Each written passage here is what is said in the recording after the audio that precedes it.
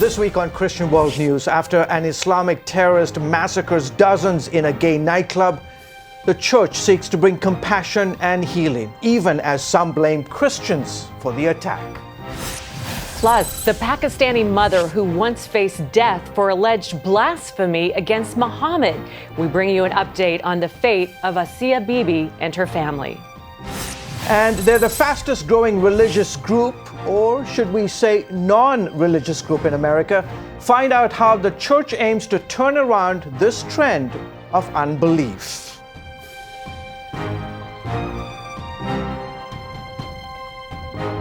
Hello everyone, welcome to this week's edition of Christian World News. I'm George Thomas. And I'm Wendy Griffith. Orlando is still reeling from the worst terrorist shooting in U.S. history. Omar Mateen, an American citizen of Afghan descent, killed 49 people in a gay nightclub. Mateen pledged allegiance to ISIS in a phone call to 911 during the attack. The FBI twice had investigated him for suspected links to terrorists. Prior to the attack, he made several visits to that club, at times arguing with other patrons as the city and its LGBT community grieve the terrible loss of life. Many are offering support and compassion, including the church. Abigail Robertson has more from Orlando. The nation continues to mourn with the families of those massacred. These members of the community told us they didn't just know one victim, they knew many. After visiting the hospital, Pastor Israel Martin says we have not yet seen the end of the death count. Some people right now are dying in the hospital. For example, I knew about a young lady who received 8 shots and she's dying. So the family is destroyed. But hospital officials continue working overtime to save those in critical condition. Miraculously, the Orlando Regional Medical Center is located just blocks from Pulse nightclub, and it is the only level 1 trauma center in all of Central Florida, meaning this facility is significantly better equipped than the average hospital to handle a catastrophe of this level. And we heard many stories of how workers responded. She said she's never seen people pull together. They were amazing. All around Orlando, people are pulling together with Good Samaritans, handing out water and food, while donors wait for hours in line to give blood. When a tragedy like this happens, we all need to get out there and do what we can for the people that we can. This person, he meant to strike fear, but, love conquers fear. So I guess we win. It's a strong message against the terrorism that struck the city. Orlando's absolutely going to come out stronger. There's no amount of hate that's going to put us in fear. No amount. There's way more love and good in the world than there is hate. And we will make sure that we come back, that we embrace one another, that we heal, and that we move forward. Pastor Martin's church has volunteered to host funeral services free of charge. I still have in my mind the picture of the reaction of different faces when they receive the notification. Only God can give comfort to their hearts because they are broken. This memorial sits in between the nightclub where the massacre occurred and the hospital where the victims were taken. It has continued to grow in size throughout the week and is a place where mourners are gathering to love and support each other during this difficult time. Reporting from Orlando, Abigail Robertson, CBN News. Thanks, Abby. Carmen Fowler Laberge hosts The Reconnect. It's a Christian talk show and news radio show in Orlando. She's been delving deep into the mass shooting and how the church responds. Well, earlier she had a chance to talk about it with our CBN's Heather Sells. How are you seeing believers in Orlando process what has been going on this week? The response and reaction is not distinct to Christians. Just the recognition that this was an attack on people, human beings, people who bear the image of God, that this is a homicide or an assault against the very image of God. And so finding a way to appropriately then weep with those who weep and provide opportunities for prayer and care. That's been, I think, the initial response to the Christian community. What are you seeing in Orlando? Are you seeing the community receive the church as it tries to minister in the midst of this? I don't see Christians apologizing for what Scripture says about moral issues like homosexual behavior. I do see Christians putting flesh on the gospel by reaching out to people regardless of the things that we might differ on sociologically, morally, or even politically. Carmen, what has it been like for you this week? I can only imagine. Here you are broadcasting in Orlando, trying to decide what to talk about, how to talk about it. How has it been for you, and what have you learned? So the people of Orlando are extraordinary. I would say that the number one response and experience, has been really being proud of people's response. Concern, deep concern for the victims and their families and the larger community. And it's really important for the Christian community writ large in Central Florida to open wide its doors and its hearts and to continue to cross those lines that have divided the community in some ways, and just go ahead and cross those lines and say, hey, in response to this, we are all one community. There's a common unity here of experience. Rebuilding on the other side of this a sense of safety, because that's really what, fear is what finds its way in, and beating back the fear with the love of Christ is what we've got to do. By the way, there are a lot of ministries at work helping in the Orlando community. You can see their stories at our website, cbnnews.com. In the days following the attack, some media and leftist political groups have put the blame on Christians and other conservatives. They say Christians have fostered a culture of hate because they oppose same-sex marriage and expanding the rights of transgendered people to use the public restroom of their choice. A New York Times editorial even cited the governors of North Carolina, Mississippi, and Texas for breeding hate, but did not once mention the leaders of ISIS or other Islamic radical groups. One media analyst dismissed the prayers offered by Christian leaders, while Democratic members of Congress walked out of a moment of silence called for by Republican leaders. Meanwhile, Tennessee Congresswoman Diane Black says blaming Christians for the Orlando attack is an attempt to use the tragedy to further divide America. In an article on townhall.com, Representative Black wrote, quote, "When we equate loving disagreements between Christians and our LGBT neighbors with acts of terror that kill and destroy, when we rebuke sincere prayers because they are not accompanied by a particular political agenda, and when we diminish a spiritual act that so many, myself included, believe has transforming power to lift up a hurting world, we delay the healing process. We know that the carnage in Orlando was not the result of a pastor's sermon, a congressman's bill, or even a manufacturer's gun. It was the result of a choice made by the person who pulled the trigger." The shooter identified himself with the militant Islamic group ISIS, and there's plenty of evidence that radical Islam does call for violence and had everything to do with this terrorist attack. In fact, ISIS and other Islamic groups believe and teach that homosexuals are worthy of death. Chris Mitchell brings us that story. Islamic experts say the attack on Orlando's Pulse nightclub was no accident.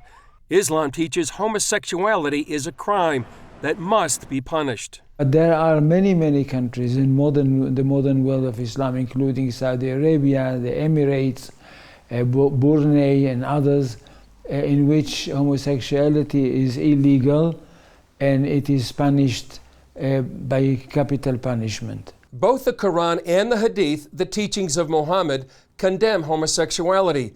In the Hadith it says, "Whoever you find committing the sins of the people of Lot, homosexuality, kill them, both the one who does it and the one to whom it is done."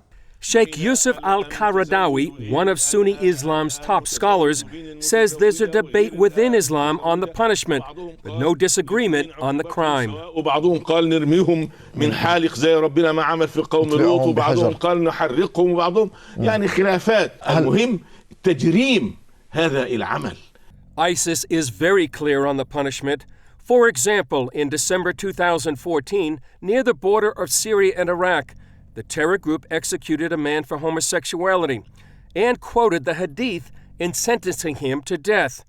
It said in part, the Islamic court in Al-Farad province sentenced the man who performed acts of the people of Lot, homosexual acts, to be cast off the highest place in the town and then stoned to death.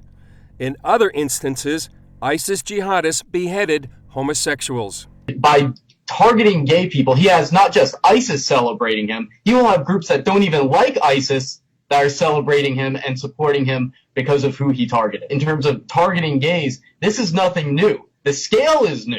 Having this many people killed in one attack is new, but the idea of going after gay people is not new, and it's quite popular in the Muslim world, unfortunately. This Iranian imam, Sheikh Farouk Sekaleshvar, discussed the punishment for homosexuality during a 2013 appearance at the University of Michigan. Death is the sentence. I mean, look, there's nothing to be embarrassed about this. That death is the sentence. In an Islamic society where people want the law of Islam to rule, we have to execute it. Chris Mitchell, CBN News, Jerusalem. Thanks, Chris. Concerns of Islamic terrorism has sparked a raging debate about allowing refugees into America. Well, this week, the Southern Baptist Convention, the largest Protestant denomination in the U.S., called on its member churches to welcome refugees and help resettle them here in this country. The SBC also called on the government to diligently screen all refugees. Alan Cross, a Southern Baptist minister, told CBN News that refugees are children of God who deserve love and assistance. You can see that full interview at our website, cbnnews.com. And coming up, the Pakistani mother behind bars for 7 years. Why the family still has faith she'll be released. Our exclusive interview with Asiya Bibi's family when we return. Hello, I'm Terry Newsom. Did you know there are more than 148 million orphans in the world today? 148 million. But it was 3 little girls that taught me about the plight of orphans. 8 years ago, my husband and I spent nearly a month immersed in the daily activities of a Ukrainian orphanage as we waited to adopt 3 sisters. I saw firsthand the utter loneliness, the pain of rejection, and the overwhelming desire to be loved. That experience changed me forever. And out of it grew a ministry from my heart called Orphans Promise. Today, we're helping orphans and vulnerable children in more than 50 countries worldwide. Thousands of children are now in safe homes. They're being educated, and they're learning life skills. I'm asking you to join with me and become family to these children. Will you call the number on your screen right now? Because every child deserves a chance to be happy. Inside every child is a hero, a leader, a friend to others, someone who helps out, who does the right thing, who dreams of what they can be, but they still need our help. What should I do? What should I say? How should I feel? That's where Superbook comes in. It provides moral and spiritual truths through situations children can relate to, teaching God's Word to the children you love. Join the Superbook DVD Club and receive Superbook's newest episodes as they're available, plus 2 copies to share with others, all for your gift of only $25. Get Superbook today and watch the miracles happen. And welcome back to Christian World News. 7 years ago, Pakistan put a Christian mother in prison just for defending her faith. At one time, Asiya Bibi even faced the death penalty under the country's harsh blasphemy law. Recently, CBN's Gary Lane visited Asiya's family in Lahore to find out if there's any chance that their mother will soon be set free. Here's his report. It's been more than 2,500 days since Isham Bibi or her sister Isha has spent time shopping or cooking a meal with their mother Asiya. They still hope one day to return to a normal family life. I have strong faith, and I believe that my mother will be out of jail soon. We first met the sisters and their father Ashik Masih in 2011 as they played a popular Pakistani board game. As they attempted to carry on life, wife and mother Asia Bibi sat alone in a prison cell. She faced death by hanging, charged with blasphemy against the Muslim prophet Muhammad. Little did they realize that in 2016, they'd still be waiting for a family reunion. Ashik told me while these 7 years have been difficult, he has faith that his wife will be released. I still believe she will be freed soon, and I trust a lot in the prayers. Prayers and petitions like this one signed by nearly 700,000 people from around the world. Still, Asia remains incarcerated, and her husband Ashik fears for her life. She's in danger because many Islamic organizations and clerics are still demanding that she be hanged. Confined to a small prison cell in Multan, Pakistan, Asia Bibi cooks her own meals out of fear that radical Islamists may try to poison her. She also cleans her own cell to limit the risk of direct contact with prison personnel. Isham and Isha visit Asia regularly, but they cannot reach beyond the narrow, restrictive prison bars to hug or even touch their mother.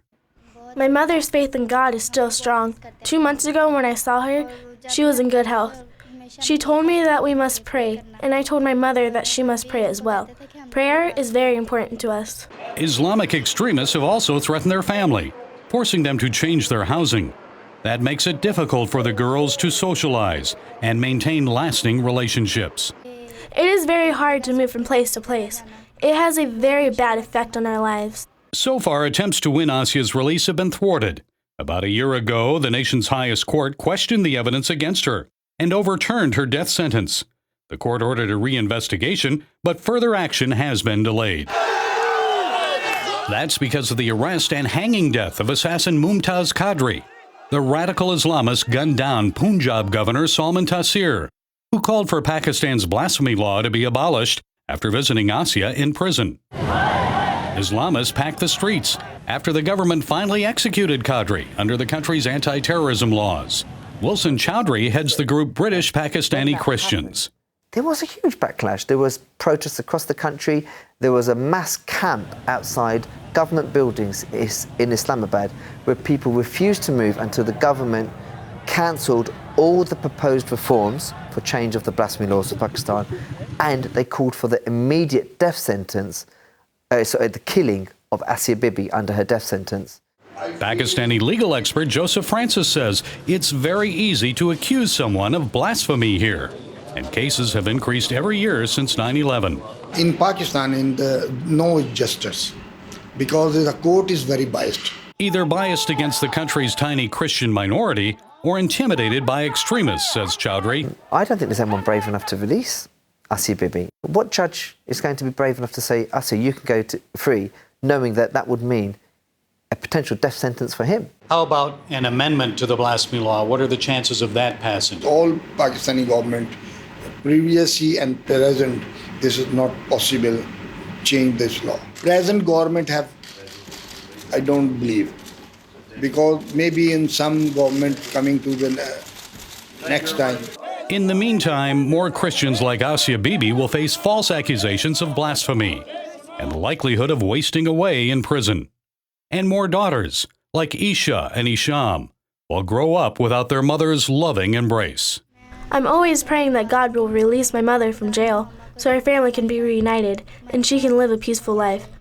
American young people, please keep praying for me, my family, and mother, that God will help us resume our family life. Gary Lane, CBN News, Lahore, Pakistan. Up next, the changing picture of religion in America. How can the church secure the future?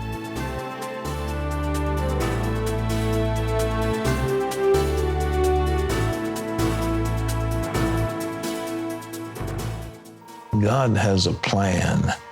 God has a future and a destiny for every one of us. We need times of testing. You can't get strong without it. I truly believe angels were there with me. Are you willing to risk your pride and take a step of faith? See true stories of people who overcame impossible odds in victory through life's storms. Available now. God has a plan to do you good, not harm. Hello, I'm Terry Newsom.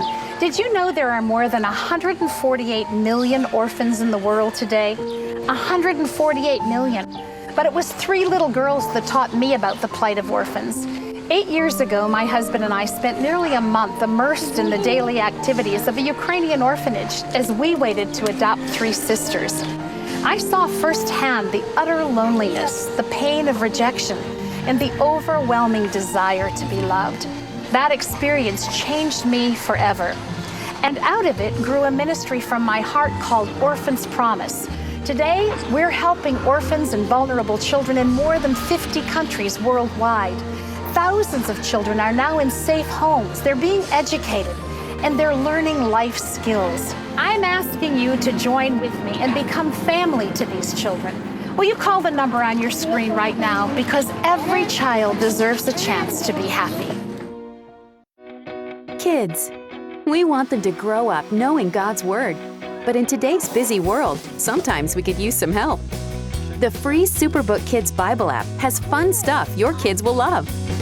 They'll have a blast learning the Bible, playing great games, watching cool videos, Follow me. discovering heroes in the Bible.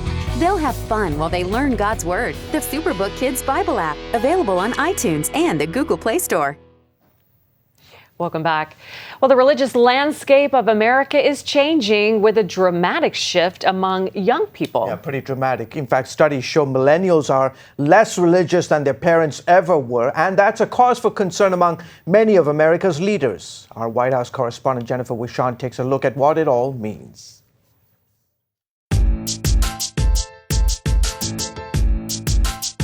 Despite our Judeo-Christian roots, fewer Americans are identifying as Christians, while the number of Americans with no religion is growing at a record pace. Pew Research first surveyed more than 35,000 Americans about their religious views in 2007, then repeated the study 7 years later. During that time, those who call themselves Christians dropped nearly 8%, driven by declines among mainline Protestant and Catholic congregations. Non-Christian faiths inched up ever so slightly, just over 1%. At the same time, though, Americans who say they're atheist, agnostic, or so-called religious nuns jumped by more than 6%, making the nuns now nearly 23% of the population. 3 Christian U.S. senators, 2 Democrats and 1 Republican, recently talked about this change and the role faith plays in their jobs as elected leaders. I've struggled in 22 years in public life for sort of how to be a religious person in the world that I'm in. And what I've decided is I should just be authentically who I am, and much like I would share that I'm interested in the Kansas City Chiefs or love baseball and camping, if I would share that, or if I would share that I'm married and have 3 children, why wouldn't I share the most important thing about me? Oklahoma Senator James Lankford says the nation is becoming increasingly uncomfortable with expressions of faith. I tell people all the time that faith is faith when it permeates every part of who you are. If your faith only matters to you on weekends, that's really not a faith, that's a hobby. And you can have a hobby, that's okay, but if it's a faith, it affects how I treat my wife, it affects how we treat each other, it affects how I drive, it affects how I interact with other people. It shouldn't be something that I hide because I was elected. As people of faith and lawmakers work through these issues, the senators agree open dialogue is critical. People will say you're either for religious liberty or you're for gay marriage. Or they'll say if you support religious liberty, then you're anti-gay. And they want to take that and just pull that apart. And that is factually not who we are, nor where we have been as a nation. And I think that is a very precarious road of constricting speech. Putting people in a box, Lankford maintains, silences people of faith and stops important conversations. With the growth in millennials choosing lives without faith, Senator Chris Coons worries about religious literacy among non-believers.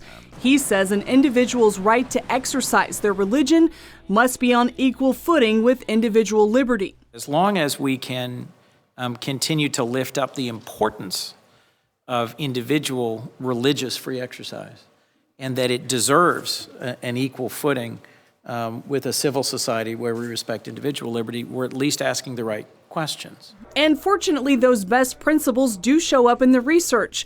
Devout Christians are actually reading their Bibles, sharing their faith, and praying together more today than they did 7 years ago. Senator Kaine says we're blessed to live in a country where both sides can talk about these issues civilly. That keeps America as a beacon to parts of the world where there is no peaceful approach to separate religious beliefs. Jennifer Wishon, CBN News, Washington. Thanks, Jennifer. And we have more interviews and research on the growing number of knowns in the U.S. and how the church can reach them. Just go to cbnnews.com for more. We'll be right back. CBN presents Victory Through Life Storms, the newest teaching from Pat Robertson. You're about to meet people who've gone through some of the toughest struggles life had to offer. The pain is something I just can't explain. With 700 Club co-host Terry Mewson. We all go through seasons of struggle in our lives. I never wanted to be divorced. They loaded me up on painkillers. She said, "You are eaten up with cancer." In Victory Through Life Storms, Pat Robertson will equip you with the tools you need to come through your personal storm victoriously. In the midst of trouble, God isn't limited. It's such abundance. See the stories of people who obtained their victory over seemingly insurmountable odds. Take a step of faith. What he did for me, he will do for others. Victory Through Life Storms. Jesus said, look, all things are possible. Nothing's impossible.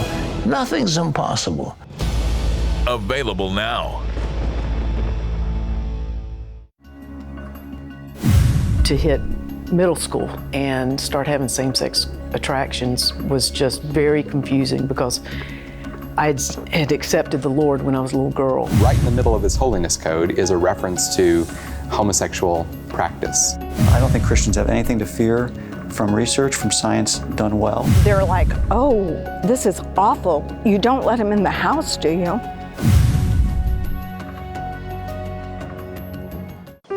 Life.